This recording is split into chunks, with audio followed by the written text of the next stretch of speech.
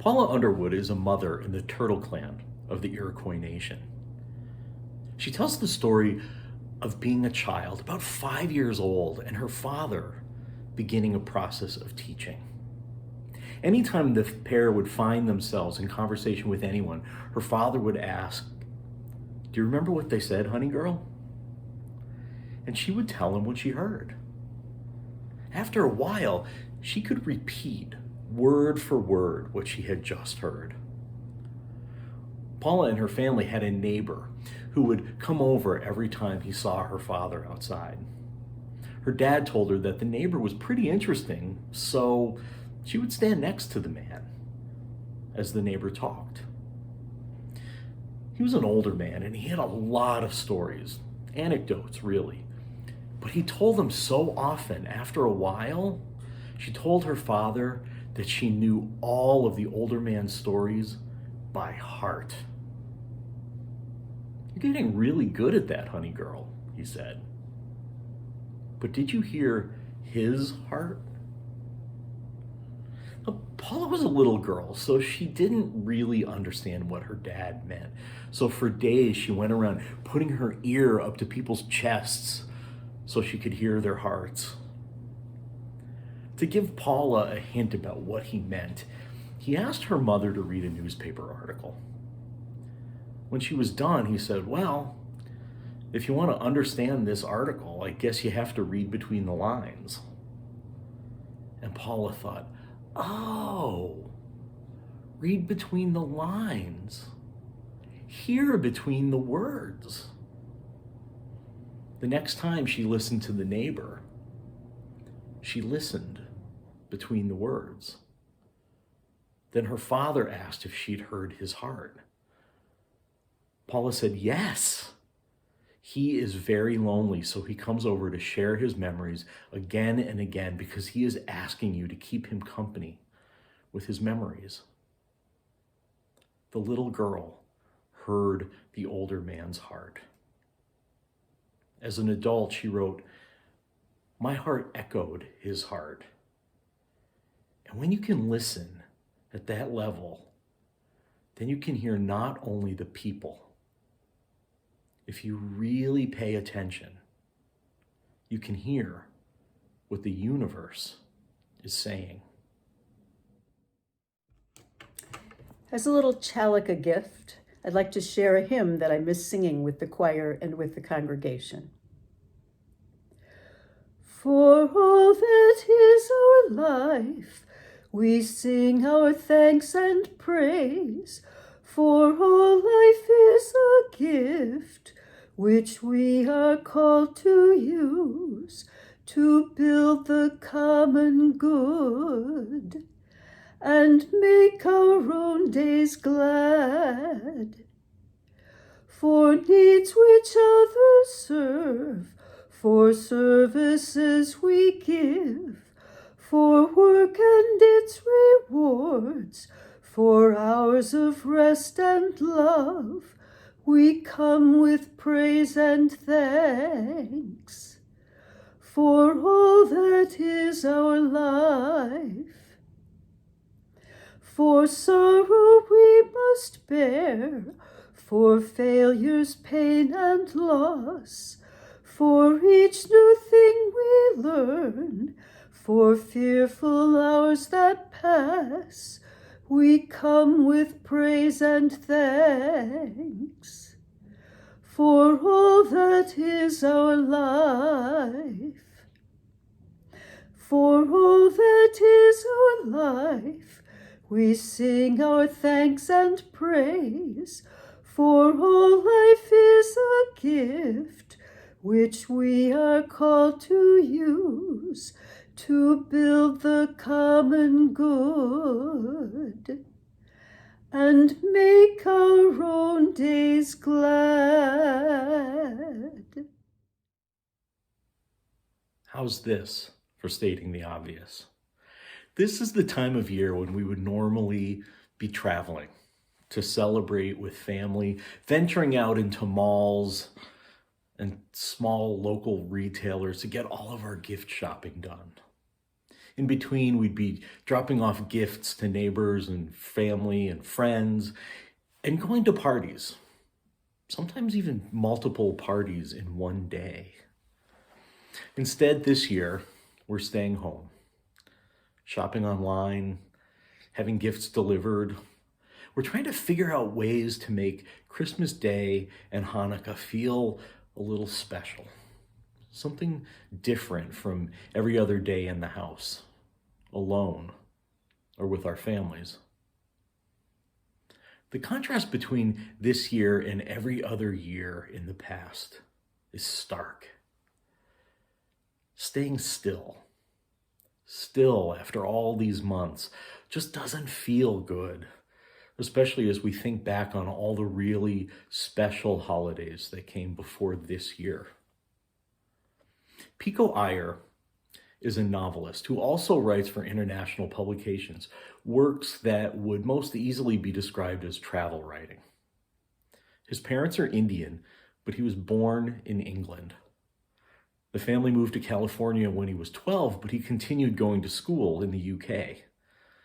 He's been living in Japan for 30 years with his Japanese wife and their children. He knows what it's like to see a culture through the eyes of a newcomer. So that's the focus of most of his writing. Living in liminal space, being present, but not really belonging. Back in 2013, Mr. Iyer gave a TED Talk called The Art of Stillness that accompanied a book of the same name. In them, he talks about how he's traveled the world. He's been practically everywhere. Cuba, Kathmandu, Ethiopia, and Easter Island, seeking to understand their mysteries and the way their people live in shared spaces. He loves traveling, but he says the most exciting journey he's ever made was the shortest physical distance. Staying home, staying still, taking time for self-reflection. He talks a lot about the fast pace of life, the constant onslaught of communication, the never-ending news cycles demanding our attention, and the allure of technology on top of all of the demands of earning a living and making a life. In the midst of all that madness, he says, it often feels like our lives are something apart from ourselves that we're watching on a big screen, but we're too close to it to really see it clearly. And in order to get some sense of perspective, to see the larger picture, to develop attentive eyes and an appreciative attitude, we need to step back from it, to go nowhere, to sit still. It's a way of sifting through the slideshow of life to make sense of the future and the past. He says that we have to take a few minutes each day, or a few days each season, or even a few years out of a lifetime to figure out what we love most, what affects us and moves us most, and what it all means. Mr. Iyer admits that this is not a new idea. Wise people throughout the ages have encouraged periods of stillness and contemplation. Most have called those moments Sabbath, and nearly every religion in the world marks special days as Sabbath. The thing is that Sabbath isn't just historical. We no longer have blue laws in the United States, but people still observe Sabbath. Nor is it just religious. Iyer says that he knows lots of Silicon Valley bigwigs, and all of them say they owe their success largely to making a practice of putting down all of their technology one day a week, turning it off one day every week, so they can get some perspective and stay balanced. For me, what Iyer is talking about is contrast. We can only appreciate the fullness of our lives when we notice the emptiness. Just like the heat of summer is a fond memory in the midst of a blizzard, or the restful darkness of the evening feels better after a day in the blazing sun. And not knowing what's going on in the world is a welcome release from a bombardment of bad news. We appreciate our wealth more, modest as it may be, when we've known poverty. It's a phenomenon psychologists call comparative appreciation. Professor Vera John-Steiner of the University of New Mexico writes that comparative appreciation is a form of deep processing that encourages more robust neural activity, more cognitive investment, thereby greatly enhancing memories. She's talking not just about our ability to remember, she's also talking about the quality of our memories. Michael Gelb, author of How to Think Like Leonardo da Vinci, talks about the Renaissance man as a master of a comparative appreciation. He says that if we want to have the openness, creativity, and curiosity of the great master, we have to develop the skill of what he calls present moment focus. Making the time to intentionally pay attention to the here and now and the contrasts around us. Mr. Gelb isn't talking about some boring exercise or even a phone app that can help you do the work. He's talking about indulging. He's talking about being more intentional about things you may already do, like tasting a flight of wines, but really noticing the differences between sweet and dry, woody and floral. Enjoying cuisine, like Vietnamese food, but noticing how it balances and elevates sweet, sour, salty, and bitter, soft and crunchy, raw and cooked. Listening to different versions of the same song in different styles. One exercise he suggests is to compare different artists of the same place and time. The great thing about this exercise is that you can do this anytime and in any place, thanks to the internet. Let's look at two French painters. Edouard Manet was a pivotal figure in modern painting's move away from realism. Luncheon on the Grass is dark and moody. When you get beyond naked ladies and gentlemen layered in woolens, notice the sharp lines, the precise perspective, the almost photographic representation of the subject. Claude Monet, like many of his generation, were influenced by Manet. He was a leader in the Impressionist movement that was all about expressing the artist's perceptions of the natural world. His series of 25 haystack paintings depicted the same subject in more or less the same place, in different seasons and different light. The work is a study in comparisons, and his aim was not to realistically reproduce the scene, but to convey the characteristics of the light and the season and how they affect the subject, so that the viewer is also affected. I suggest that if you want to make a more recent comparison, you could listen to entire albums by John Legend and Nicki Minaj back to back, so you can get a sense of what moves them, their inspirations, their hopes. If you enjoy them both, it'll probably be for very different reasons, but you'll probably like one more than the other, or neither. And that's the thing about making comparisons, isn't it? The first thought we go to is always, which do I like more? Even when we aren't intentionally exercising our capacity for comparative association, we're making judgments about preferences. We almost always ask and answer the question, how does this compare to things from the past that I like? Our minds just work like that. But that hasn't always been the case.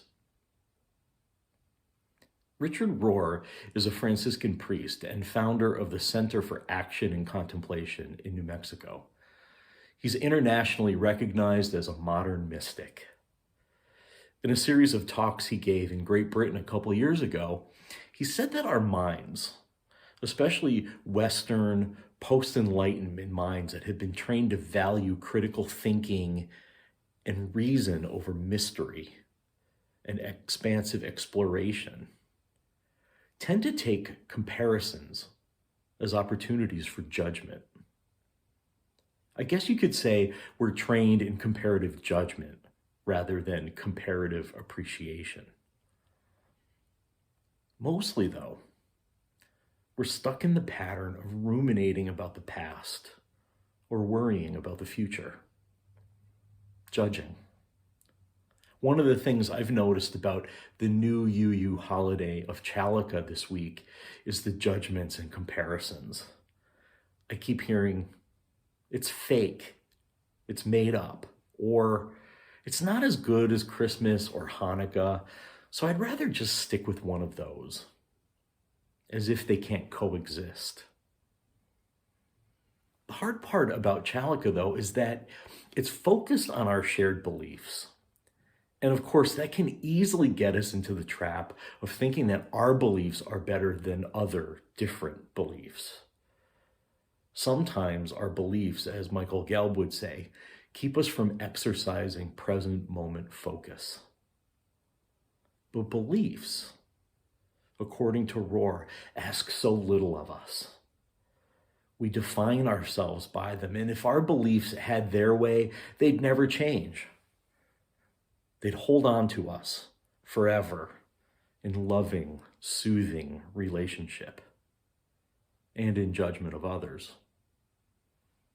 Practices, Rohr says, are what really matter, especially when those practices are designed to release us from the clutches of our too strongly held beliefs that prevent us from living in the here and now, and instead hold us in the trap of ruminating about the past and worrying about the future.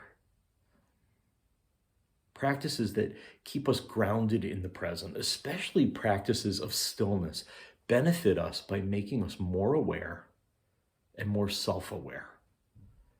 Stillness is all about accepting reality as it is without, he says, judging it, analyzing it, critiquing it, explaining it, fixing it, controlling it, or even understanding it. Stillness is about stepping back a bit and seeing the reality of life for what it is and all of its glorious contrasts and contradictions. Stillness is about living in the mystery of what we don't know and learning to be okay with that.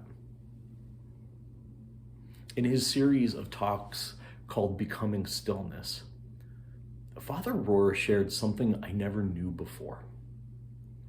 In ancient Hebrew, the name of God, Yahweh, was spelled without vowels. Now, I knew that part, but the consonants, YHWH, when pronounced correctly, don't allow you to close your mouth or use your lips.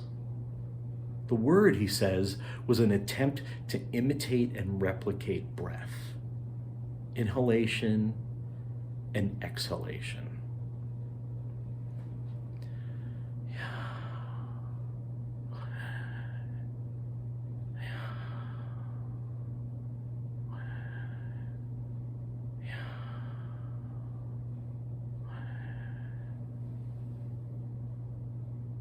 The idea is that when you listen in the stillness to your own breath, you hear the name of God, the voice of the divine.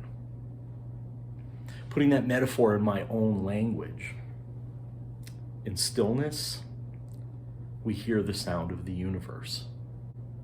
Right now, we all seem to have too much stillness, too much quiet and solitude on our hands, and not enough travel.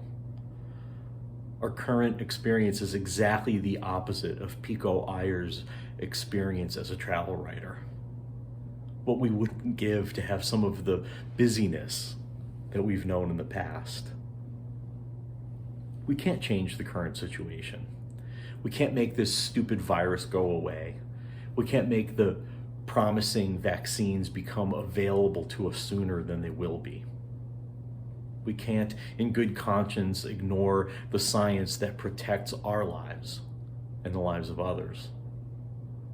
But if we want to accept reality for what it is, if we want our seclusion to be productive and enriching instead of isolating and depressing, we have to be intentional about it. We have to listen for the sound of the universe and our own breath, our own being. I guess that's what I liked so much about Paula Underwood's story. She developed the skill of listening with the heart to what the universe is saying. She never would have learned that skill without being encouraged to listen and to reflect with curiosity and not judgment. My hope is that for each of us, this season of seclusion can be a time of intentional stillness, that we can appreciate its contrasts from our normal lives, that we can be like Paula Underwood, paying attention and learning, that we can be like Leonardo da Vinci, that we can look and see, listen and hear, touch and feel, eat and taste, talk and think, and move with physical awareness. And that when we breathe in, we take it all in, every part of this ever-expanding universe.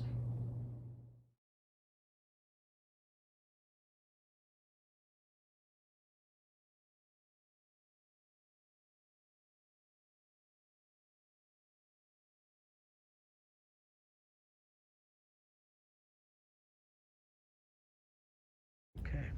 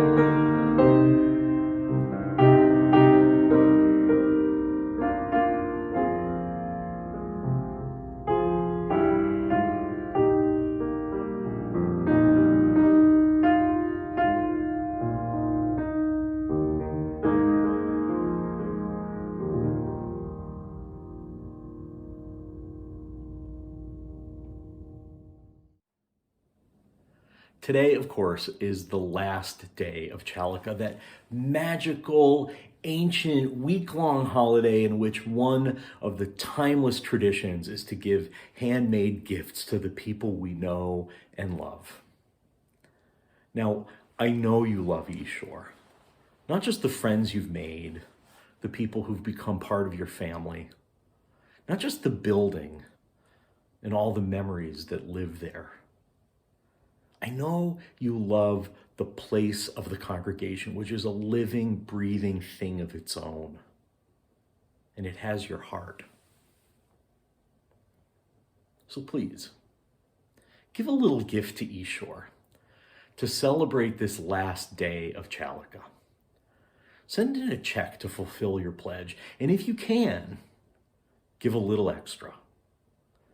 And if you're new to our congregation, even if you've never set foot in our sanctuary under the beacon, please consider sending in a little something to show us that it's making a place in your heart.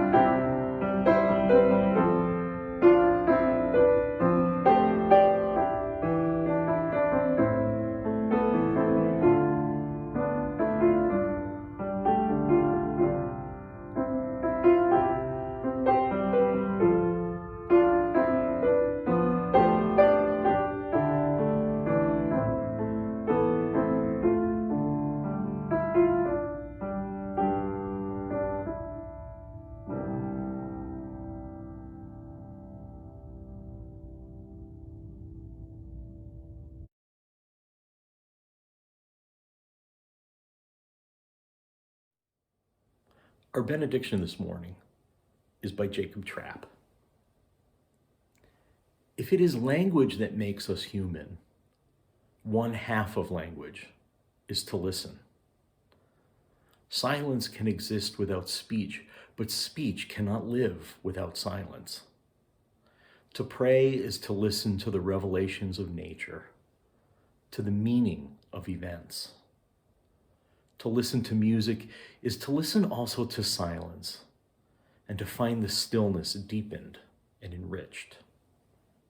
May we each, in the coming week, listen to the silence. May we be deepened and enriched by it.